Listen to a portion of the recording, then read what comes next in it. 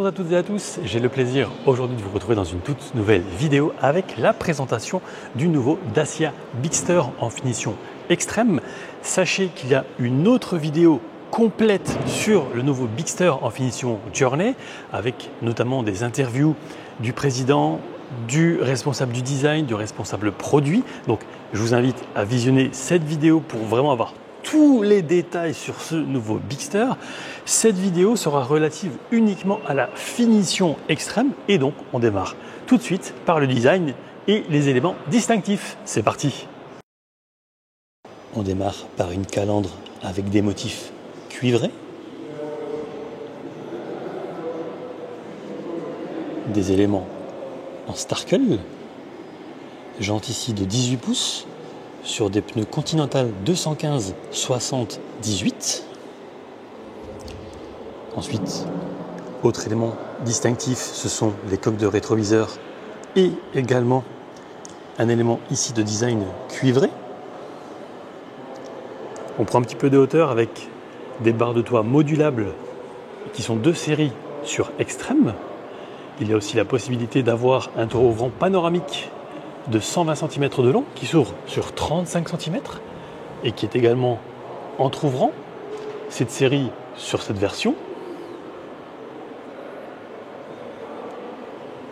Le nom du modèle également doré ou cuivré, c'est selon. Et on passe à l'arrière avec la marque également en cuivré.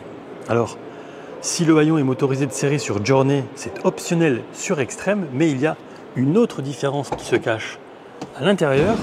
Là, on va parler d'un accessoire, en l'occurrence du surtapis qui d'un côté est en caoutchouc et de l'autre, je dirais en velours. Bref, c'est très très doux. Et surtout, ce qui est bien, c'est que vous allez pouvoir plier ce tapis. Bon, grossièrement quand on n'a qu'une main, évidemment. Mais c'est quand même, je trouve, très pratique d'avoir le choix. Si par exemple vous avez des bottes ou des choses un peu sales, ce sera le caoutchouc. Si par exemple vous avez en revanche des courses, ce sera le côté plus doux. Voilà pour quelques différences stylistiques extérieures.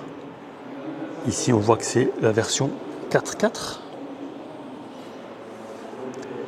On passe désormais à l'habitacle avec des tapis en caoutchouc avec des motifs topographiques, des aérateurs avec une petite note cuivrée. Je vais vous montrer aussi au milieu, voilà. Tableau de bord de 10 pouces. Je rappelle que l'écran central tactile de 10,1 pouces, il est de série sur toutes les finitions. Et sachez, même si celle-ci est une version 4x4, qu'il y a également le Hill Descent Control en 2 roues motrices, donc c'est la commande du milieu. Ça vous permet de descendre sur une forte pente en toute sécurité entre 0 et 30 km/h. En outre, le tissu des sièges sera plus résistant et facile à nettoyer sur la finition extrême et il va offrir un petit peu plus de confort sur Journey. Les sièges ici sur cette version extrême étant manuels, alors que c'est électrique sur Journey. À l'arrière, on va retrouver logiquement ces mêmes tapis.